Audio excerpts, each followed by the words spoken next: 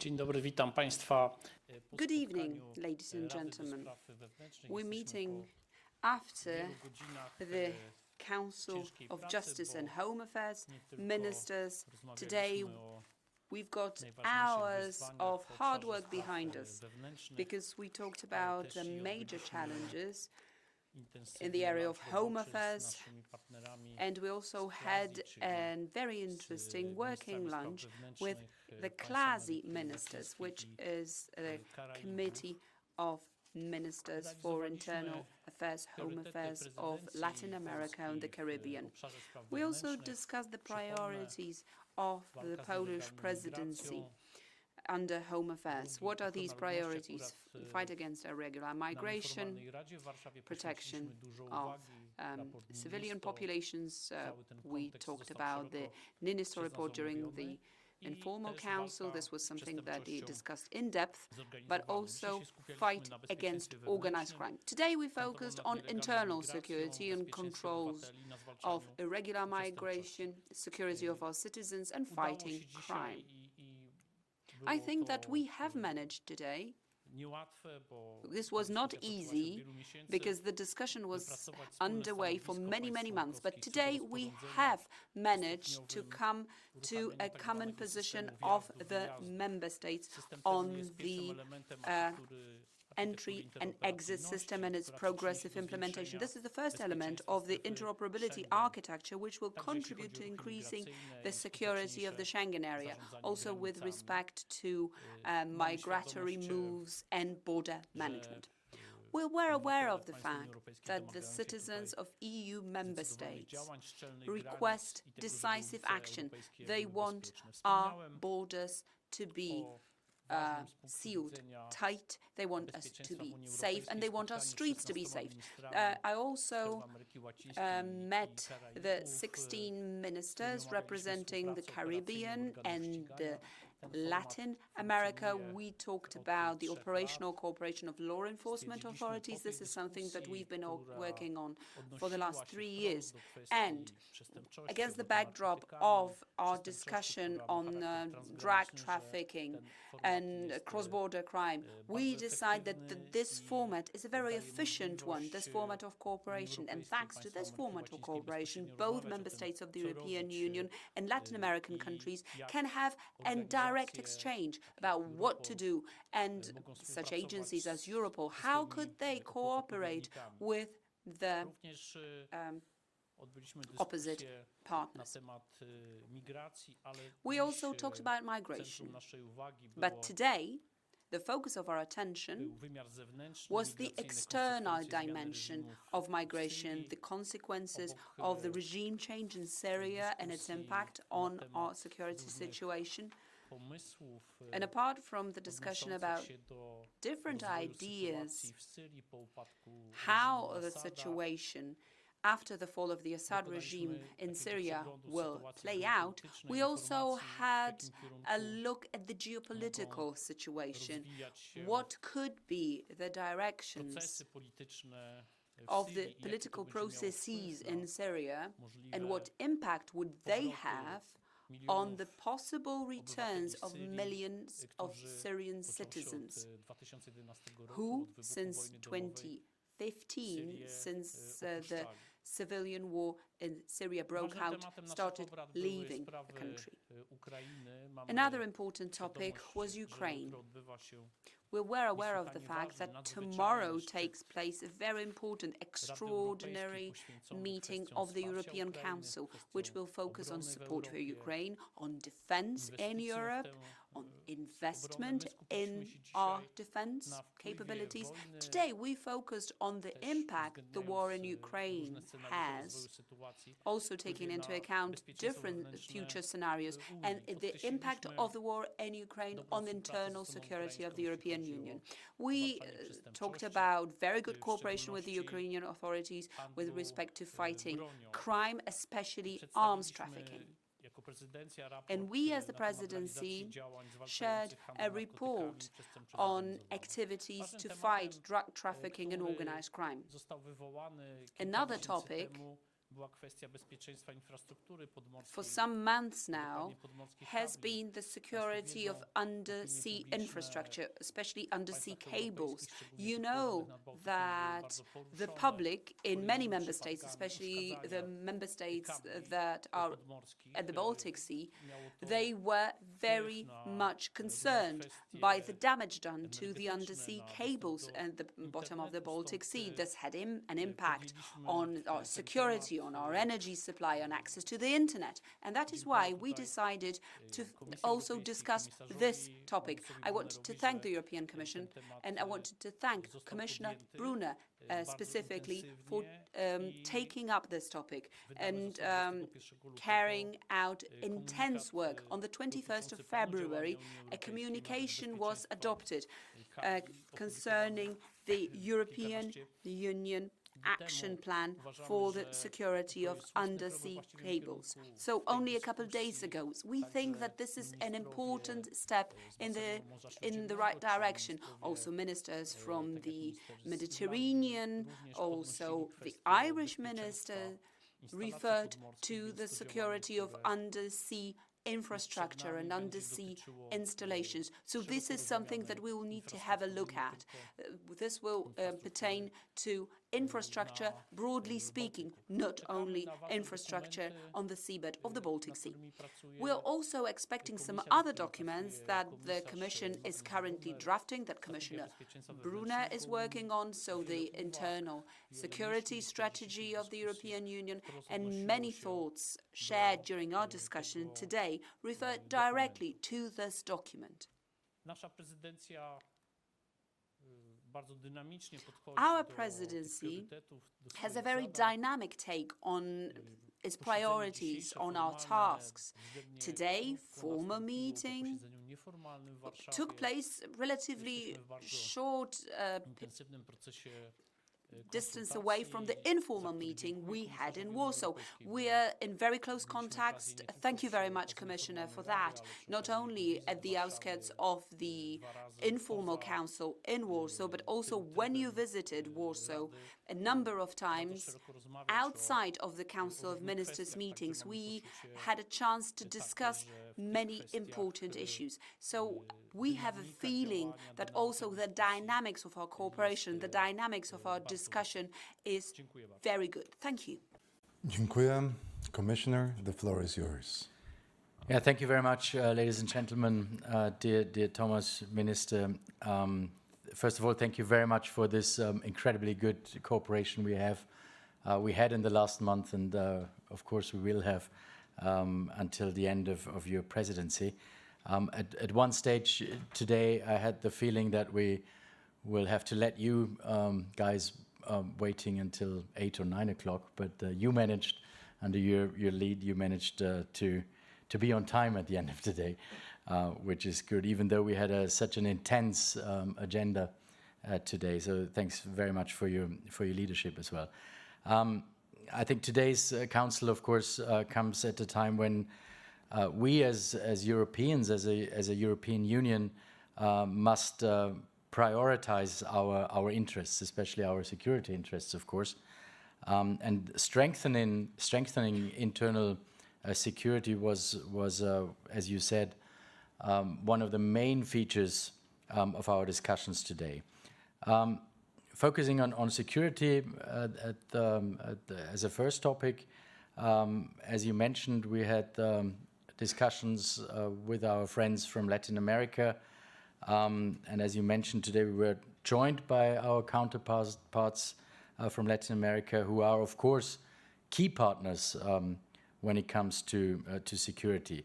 And our security altogether depends on working with reliable partners, with democratic partners, of course, and this is what we set out in our joint declaration today as well. We will focus our joint work on the fight against drug trafficking along the whole supply chain, linking up to the European Ports Alliance, which was very successful in the last months and years, and also, of course, on the future EU ports strategy that concentrates both on securing and on security and on competitiveness.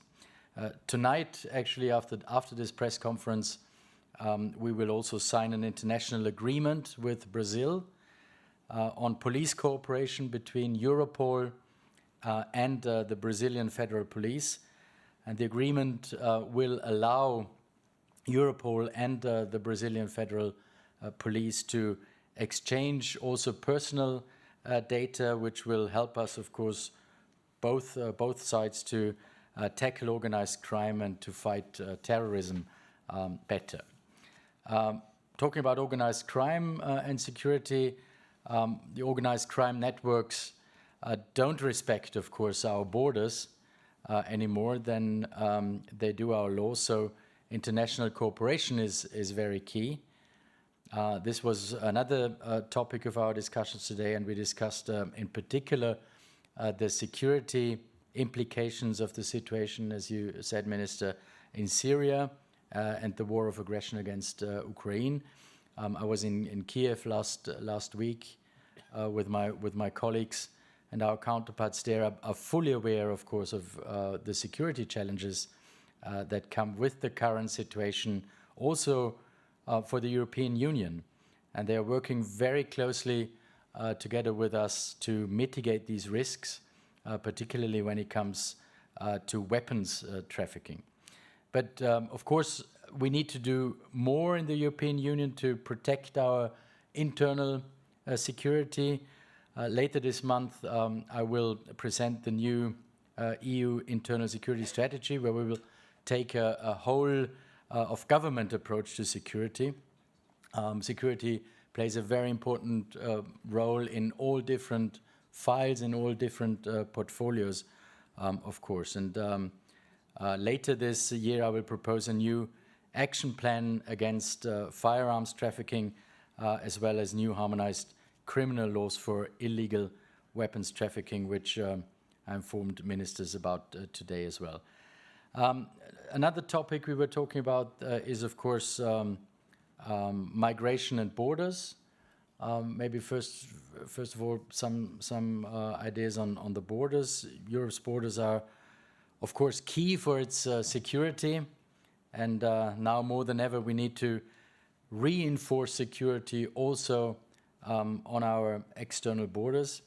The backbone of this is the IT system you were mentioning, Minister. We're putting into place in the next time, such as ETIAS, EES, entry-exit system.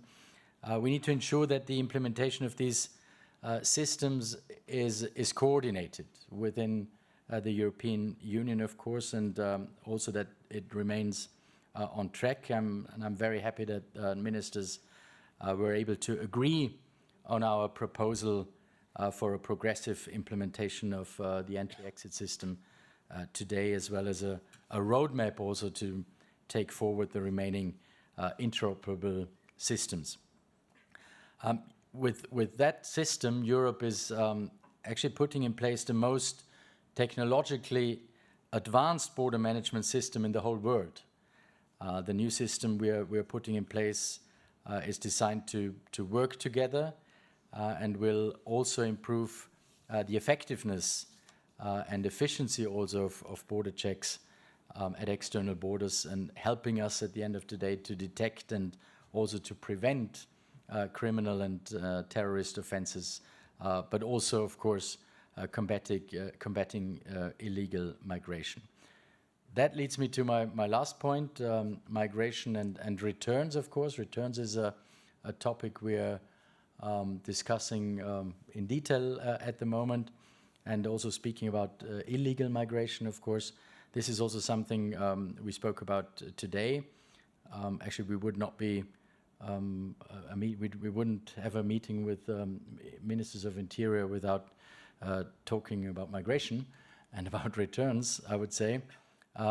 Next week, I will present the new legislation on returns to equip the European Union with effective procedures, with modern procedures for returning unsuccessful asylum claimants, and also, of course, visa overstayers, because nobody, of course, understands in the European Union, and nor do I, that only 1 out of 5 who don't have the right to stay in the European Union are returned. But even in the most optimistic scenarios, it will take, of course, quite some time before the new legislation is negotiated into detail as well, and then adopted and then implemented on the ground. So we need to do all we can, and that was also something we were discussing today. It will need all we can in the meantime to make the best use of the systems we have now. That is pretty obvious as well. Today we've discussed also the operational solutions that can be implemented already now to enhance also the effectiveness of returns, such as issuing alerts in the Schengen information system, for instance, and also making better use of the Frontex support. And I really welcome that member states today endorsed also a set of recommendations that will help us to do so. Thank you very much. That was too long, sorry. But No, thank you. A lot of That topics. was perfect. No, thank you. Very interesting. All right, we will take a few questions. Who want to start? Tatiana, please. The microphone is behind you. Thank you. Tatiana Vysotska, European Pravda, Espresso TV, Ukraine. I've got two questions, one for both speakers concerning the entry-exit system. When do you predict it will start implementing? Because here in the Council, some sources say it's autumn, some diplomats say it's October. May it be postponed on the level of the Parliament, for example, for later again? And the second question is for the Minister concerning Poland. Which consequences do you foresee for the land border of Poland, especially with Ukraine, after the start of the entry-exit system? Maybe you got some statistics, some analytics already. And concerning the biometric data, we know that Poland already started to gather biometric data of Ukrainians who are crossing the border. Not everyone, but some people. How many people do you expect to have this data before the start of EES? First question. Thank you very much. Well, you said some people say autumn and some October. October is not in spring. So, October is autumn, I would say, but no, not talking about concrete dates. I would say is better in this respect. But what I can say is that we need, of course, and have to make sure that that we don't have any delays, because it's a very important topic. And with this progressive approach we were talking about today, I think we can support the member states and the member states, but also EU LISA, of course, as the agency of our side, can prepare for this, for all the specific situations we will face and challenges we will face. So we have to be quick, of course, and quicker, because it is important that we know with the system who is within the European Union, to what extent, to which time, and where. So that is really important, and that's what we're working for.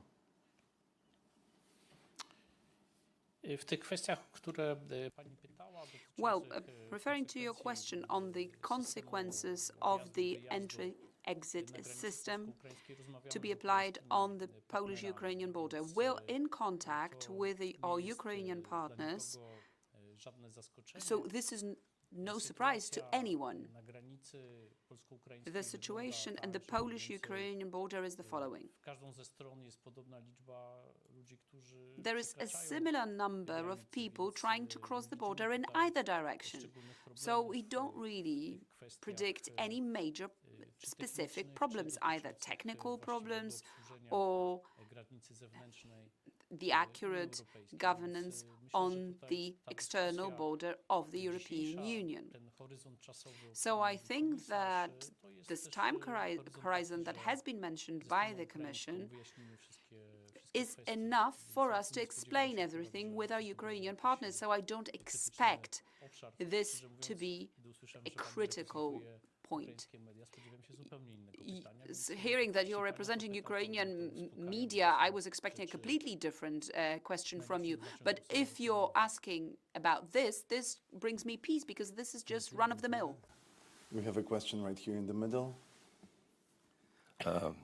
I have a question to both gentlemen. Thomas Meyer at the Austrian daily Der Standard. It concerns Austria. The Interior Minister today announced that he informed the Council about the plans that they would stop the reunification of family members of asylum seekers.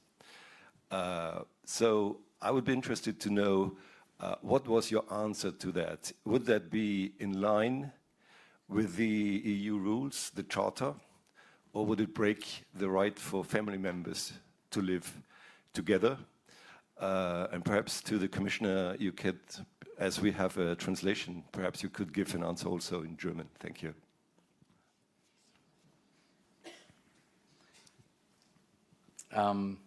Ja, gerne. Yes, I'd be happy to. First of all, it's very good that in Austria we have a stable government. The coalition negotiations have led to this stable government. But coming to the point, we need reliable contacts, discussion partners, so that we can move forward with the European policy. Now, on the family reunification issue, obviously, we need to take the situation in Austria very seriously indeed, and we all have the same aim. In the Council today, we all had the same objective. Migration figures should go down. We need to reduce the numbers, and we are working on that in all sorts of areas. The pact, implementing the pact, returns, and so on. As I said, the concerns in Austria are something that we take very seriously. Minister Kahner gave me this letter today, and we will have a closer look at that. And there are some legal queries that exist in Austria, so all of that has to be examined. So we're in close contact with the Austrian authorities, so we'll look into the possibilities. So what is available now? What can Austria do? What can other member states do? And once we've analyzed the letter I received today, and we look at the potential impact of this and what we can do to help Austria, that's what it's about. The Commission is there to support member states.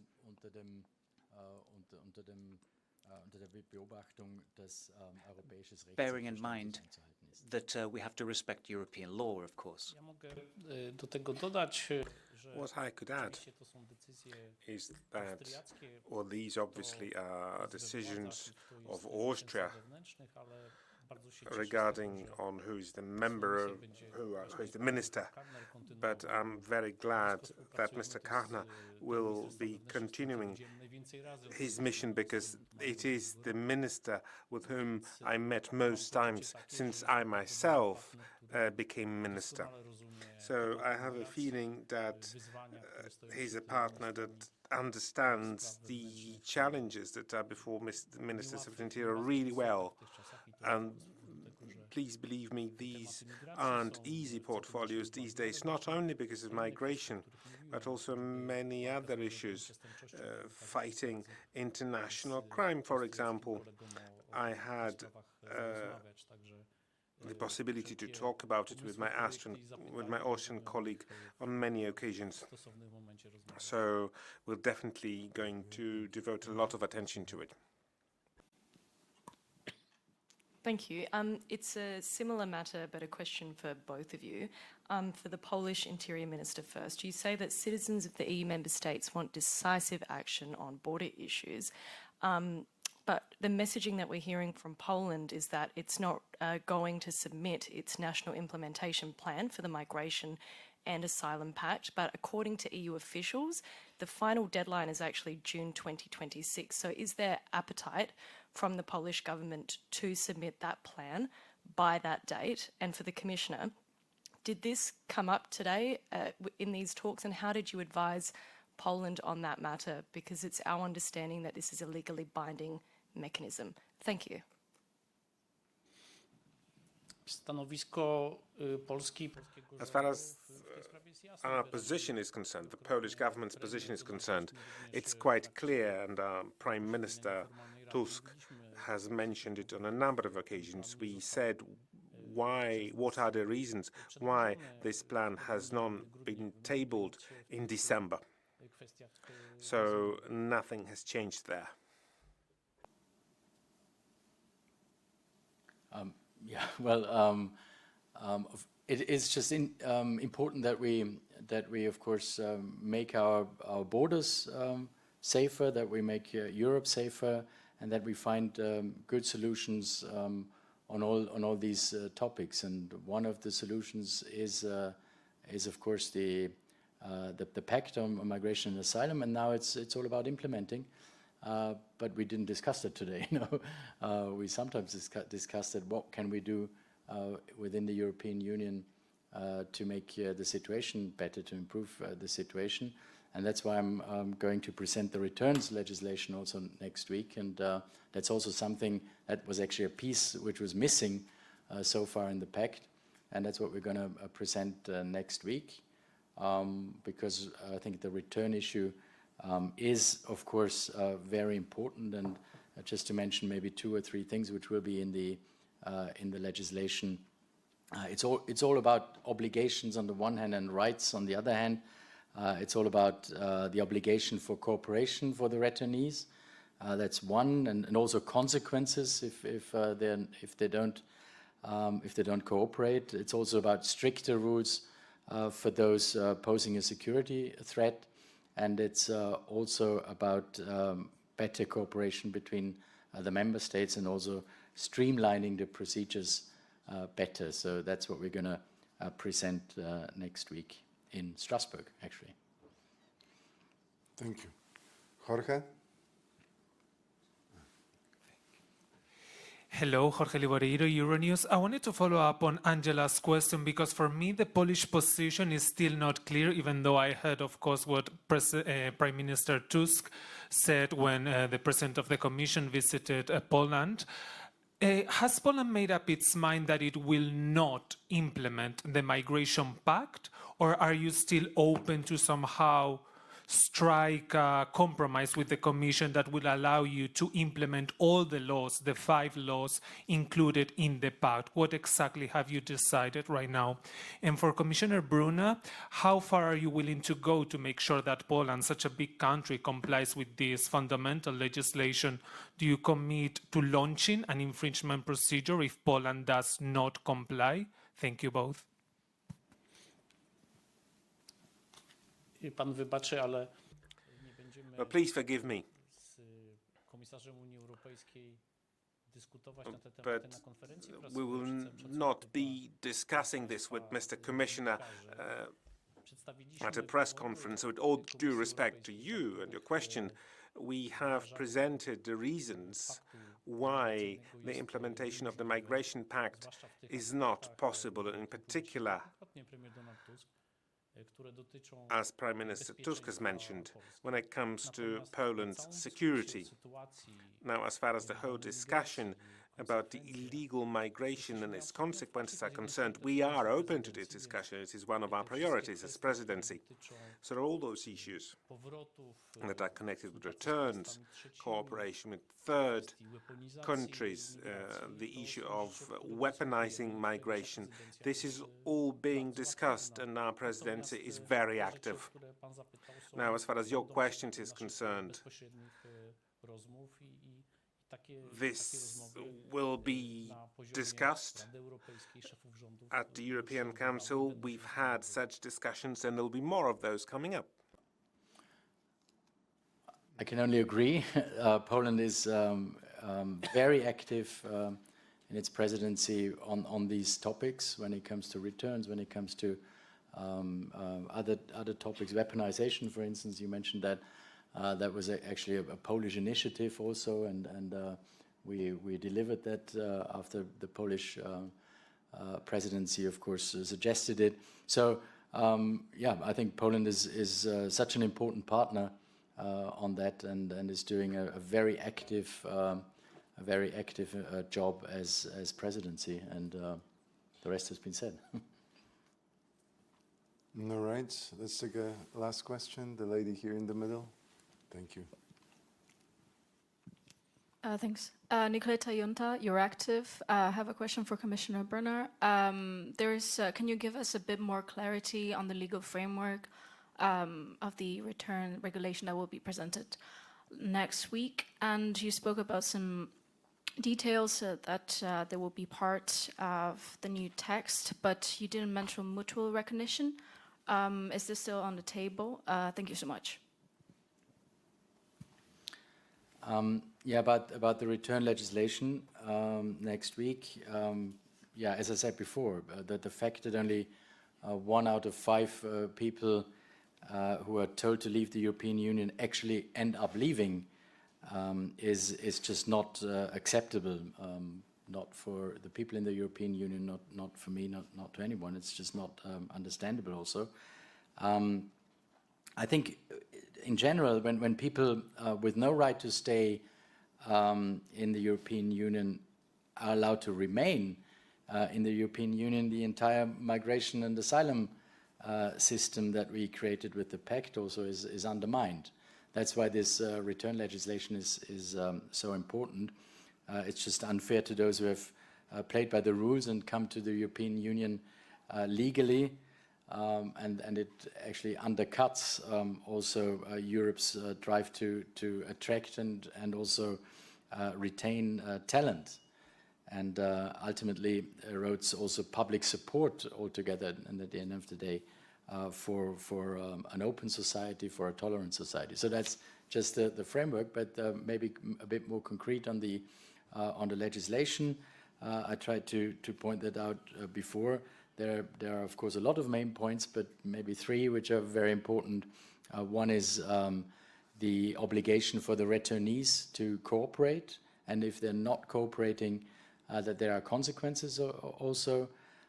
Secondly, especially for those, because that is really something also the member states definitely want, strict rules for those posing a security threat. And then the cooperation between the member states, and that is also something about the mutual recognition. I think it is very important to know, and the IT systems, of course, also will also play an important role, to know what decision another member state took, and that we don't start the whole procedure again and again and again. And that's also something to simplify in the European Union, and to not to have more work for the administrations in each member state. So of course, the details, as I said, I will present next week. So please come to Strasbourg, and you will learn more about the details there. All right, this will be the last question. I apologize. Thank you. Is it on? Gabriele Rosano, Il Messaggero, Italy. Commissioner, as we wait for Strasbourg and we'll hear from you there on the return legislation, there are legal notions that might be instrumental to these, including the definition of safe third country, which is supposed to kick in June this year. Any hint that the Commission will anticipate that definition, and perhaps already with this legislation? And on the implementation of the pact, there is another safe country perimeter, that of safe country of origins. That list is due in June 2026. Also in that respect, any possibility to anticipate that? Thank you. Nicely put, the question. Okay, on Tuesday we will not present the lists, if you were asking for that. But you said rightly that we are supposed to present that in June, and I can just tell you that we will do it before June. We will do it earlier because it has to be earlier. Both lists you were talking about, or both objectives, the safe countries of origin and also the safe third countries. We definitely have to deliver that earlier because it has to go hand in hand with the returns legislation. So you can be sure it will be earlier